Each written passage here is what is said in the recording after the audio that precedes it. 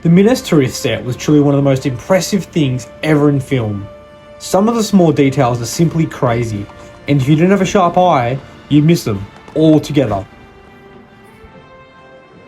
I was thinking around this corner of Minas Tirith there's going to be a little pizza parlour and a jeweller's and a open-air cafe. You could walk through the streets and lose yourself in that set. It was monumental.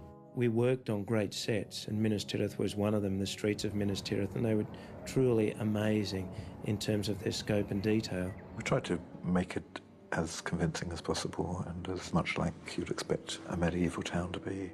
I remember going to Siena years and years ago because it was a true medieval town that was very much like Minas Tirith in many ways. You know, it had generations and generations and generations of people living there, but the town itself had at one stage been divided into various quarters where various trades had their own guilds, and those guilds had their own heraldic motifs that were, you know, mounted on buildings or on gateways and things like that. And we did similar sorts of things in Minas Tirith.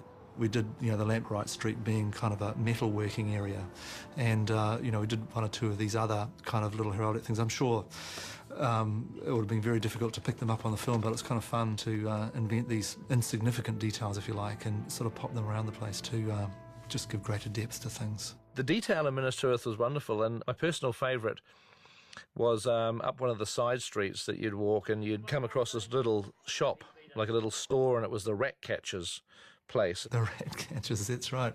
But I mean, you know, it's not as odd as it sounds. There would have been a rat catcher, I guess. You know, a place like Minas Tirith would have been riddled with the things. These are the rat catcher's cottage up there at the foot of the wall. It wasn't ever a deliberate decision. One of the draftsmen was interpreting a little drawing that I'd done, and he'd seen a little squiggle on the side of the door, and I don't know if I had anything in mind when I did it, but he interpreted it as a dead rat. So he decided to call it the rat catcher's cottage. And he just put that down, I think more as a joke than anything else, on the bottom of his sheet, which of course goes off to the props people. So this thing ended up on set with all these rat traps and dead rats hanging from it. It's just one of those finer things that make the whole thing feel more real. The detail was just tremendous, and it didn't all make it into the film, unfortunately, but it was fun to be there. I tell you, it really felt like you were walking in a strange medieval kind of city, all built out of polystyrene and plaster and wood.